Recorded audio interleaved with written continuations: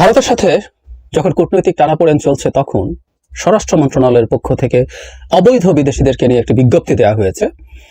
সেটাকে আমরা খুব রাইটলি ভারতের সাথে সাম্প্রতিক টানাপোড়েনের সাথে যুক্ত করেও দেখতে পারি, কারণ আমাদের দেশে অসংখ্য ভারতীয় অবৈধভাবে অবস্থান করে এবং অবৈধভাবে কাজ করে এবং সেটার সূত্রে বিরাট একটা অঙ্কের বৈদেশিক মুদ্রা বাংলাদেশ থেকে নানা ফর্মে নিয়ে যায়। এটা দীর্ঘদিন থেকে আলোচনা আছে। আগে আমি একটু বিজ্ঞপ্তিটা পড়ি, তারপর এটা নিয়ে কিছু কথা বলা দরকার। স্বরাষ্ট্র মন্ত্রণালয় বলছে, অবৈধভাবে বাংলাদেশে অবস্থানকারী বিদেশি নাগরিকদের বিরুদ্ধে স্বরাষ্ট্র মন্ত্রণালয় এক সতর্কীকরণ বিজ্ঞপ্তি জারি করেছে। ওখানে বলা হয়েছে, বিভিন্ন সূত্রে অভিযোগ পাওয়া যাচ্ছে যে অনেক ভিনদেশী নাগরিক অবৈধভাবে বাংলাদেশে অবস্থান করছেন এবং অবৈধভাবে বিভিন্ন প্রতিষ্ঠানে কর্মরত রয়েছেন। বিজ্ঞপ্তিতে যে সকল বিদেশি নাগরিক অবৈধভাবে বাংলাদেশে অবস্থান করছেন বা কর্মরত আছেন তাদের অবিলম্বে বাংলাদেশে অবস্থানের বা কর্মরত থাকার প্রয়োজনীয় কাগজপত্র সহ বৈধতা অর্জনের জন্য অনুরোধ করা হয়েছে। অন্যথায় তাদের বিরুদ্ধে আইনানুগ ব্যবস্থা গ্রহণ করা হবে মর্মেও বিজ্ঞপ্তিতে জানানো হয়েছে। দুটো ব্যাপার, শুধু অবৈধভাবে থাকা না, অবৈধভাবে কাজে নিযুক্ত থাকা, দুটোই এখানে ইন্ডিকেট করা হয়েছে। আমরা একটু আলোচনাটা করি। দীর্ঘদিন থেকে বাংলাদেশে এই আলোচনাটা হয়েছে। এখন সঠিক তথ্যপাত্র আমাদের কাছে আসলে নেই, কিন্তু দুটো ঘটনা ঘটে বাংলাদেশে এবং আমরা মূলত ভারতীয়দেরকে নিয়ে আলাপ করি, কারণ হলো এই সংখ্যাটাই অনেক বেশি। বেশ কিছু আফ্রিকানও অবৈধভাবে আছে সম্ভবত বাংলাদেশে, কিন্তু তারা ঠিক সেই অর্থে চাকরি বা এরকম কিছুতে ইনভলভ না। তারা বেশিরভাগই কোনো না কোনো ফর্মের অবৈধ ব্যবসার সাথে জড়িত। আর শ্রীলঙ্কানদের একটা অংশ, বিশেষ করে আমাদের গার্মেন্ট সেক্টরে কর্মরত আছে। সুতরাং অ্যাজ এ হোল সব বিদেশিদের সম্পর্কে কাজটা করা দরকার। কিন্তু কি ঘটে, একটা হচ্ছে আমাদের দেশে যারা কাজ করতে আসেন, ভারতীয়দের কথা বলছি, যদি তাদের মধ্যে তারা ওয়ার্ক পারমিট, মানে কাজ করার মতো করতে এসছেন, তারা ওয়ার্ক পারমিট নিচ্ছেন, নিয়ে কাজ করছেন, চাকরিতে নিযুক্ত আছেন, এভাবে তারা আসলে এটাকে দেখান না। এভাবে যদি দেখান, আপনার যে বেতন আপনি পান সেই বেতনের আয়কর হবে, 20% আয়কর দিতে হয়, সেটা ফাঁকি দেওয়ার জন্য তারা কাজটা করেন। এবং প্রায় সবাই আসলে এখানে ট্যুরিস্ট ভিসা দেখিয়ে কাজ করে যান, মাসের পর মাস, বছরের পর বছর সেটা রিনিউ করিয়ে। এই ঘটনাটা অলমোস্ট ওপেন সিক্রেট, এটা ঘটছেই। আর বাংলাদেশের শ্রম বাজারের ওপরে যে চরম সংকট তৈরি করছে এই বিদেশিরা, সেটা একটু বলা দরকার। যেমন ধরি, কিছু বিদেশিকে চাকরিতে আসলে এক ধরনের ইনএভিটেবল ব্যাপার। আমরা বিশেষ করে গার্মেন্ট সেক্টরে, যেখানে প্রচুর ভারতীয় এবং শ্রীলঙ্কান কাজ করেন, তাদের সাথে কিছু জায়গায় যথেষ্ট যোগ্য বাংলাদেশে পাওয়া যায় না, এরকম আলাপ আমি অন ক্যামেরা আমি গার্মেন্ট ইন্ডাস্ট্রি মালিকদেরকে বলতে শুনেছি, ব্যক্তিগত পর্যায়ে এরকম তথ্য জেনেছি। সুতরাং কিছু ক্ষেত্রে এটা লাগবে, কিন্তু যাদেরও লাগবে তারাও জেনুইন কাগজপত্র দিয়ে কাজ করছে কিনা এটা আমাদের নিশ্চিত করতে হবে। এই দেশ থেকে টাকা নিয়ে যাবে কিন্তু ইনকাম ট্যাক্স দেবে না, সেটা হতে পারে না। কিন্তু আরেকটা ভয়ঙ্কর ঘটনা ঘটে, কোনো একটা প্রতিষ্ঠানে যখন ওপরের দিকে একজন ভারতীয় বা শ্রীলঙ্কান উঁচু পজিশনে থাকে, এটা ভারতীয়দের ক্ষেত্রে অনেক বেশি ঘটে, তারা এমন সব পজিশনে ভারতীয়দেরকে আবার আনতে শুরু করে যেসব জায়গায় বাংলাদেশিরা কাজ পেতে পারত। এই জায়গাগুলোতে, একটু জুনিয়র ম্যানেজমেন্ট পজিশনগুলোতে বাংলাদেশিদের কাজের সুযোগ নষ্ট হচ্ছে শুধুমাত্র ভারতীয়দের কারণে। আমি আবারও বলছি, কিছু ক্ষেত্রে আসলে এক ধরনের অনিবার্যতা আছে, এটা ইনএভিটেবল, এটা হয়তো আমাদের লাগবেই, বিশেষ করে আমাদের ভাষাগত ইংরেজির দক্ষতা সংকটের কারণে এটা হয়।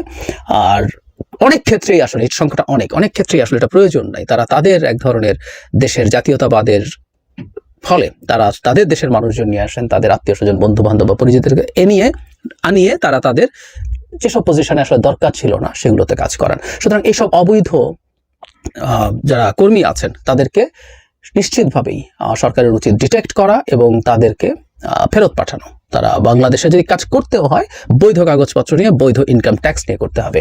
আর আমাদের দেশে যারা ইন্ডাস্ট্রি ওনার্স আছেন, এসব বিভিন্ন ক্ষেত্রে যারা ভারতীয়দেরকে এমপ্লয় করছেন, তাদেরও দিক থেকে একটা জায়গায় কঠোর হওয়া দরকার আছে। সেটা হলো সত্যিকারে প্রয়োজনীয় যে চাকরিগুলো দিতে হবে, সেটা ভারতীয় হোক, শ্রীলঙ্কান হোক, অন্য কোনো দেশের হোক, চাইনিজরাও কিছু কাজ করেন এই দেশে, তো সবাইকে সেইভাবে এমপ্লয় করতে হবে। যেখানে জরুরি না, তারা তাদের জায়গা থেকে এটা বুঝতে হবেন। তারা কোনো ভারতীয় যদি তার অধীনে আবার ভারতীয় নিয়ে আসতে চান, যেটা আসলে জরুরি না, সেই জায়গায় আসলে আমাদের ইন্ডাস্ট্রি ওনারদেরকে একটু সতর্ক হতে হবে, বরং চাপ তৈরি করতে হবে যে না, তারা সেটা করতে পারেন না।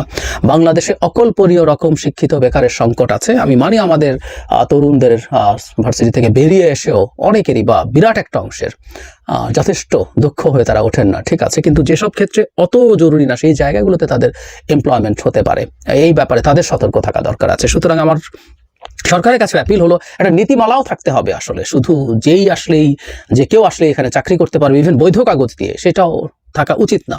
ওয়ার্ক পারমিট কারা পাবেন, কোন চাকরিগুলোর জন্য পাবেন, এটার একটা ডিটেইল নীতিমালা আসলে সরকারের দিক থেকে হওয়া দরকার, যাতে যে কেউ এসে এই দেশের জনগণের ভাগ্য নষ্ট করতে না পারে।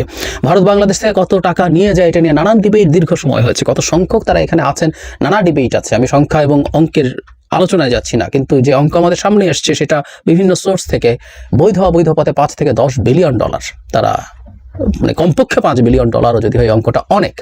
আমাদের রেমিট্যান্সের 1/4, আমাদের 1.25 কোটি বা 1.5 কোটি মানুষ বিদেশ থেকে যে টাকা পাঠায়, কয়েক লাখ ভারতীয় তার যদি 1/4 নিয়ে যায়, সেটা আমাদের মাথায় রাখতে হবে খুব সিরিয়াসলি। আর অবৈধ পথে তো নিশ্চয়ই যায়।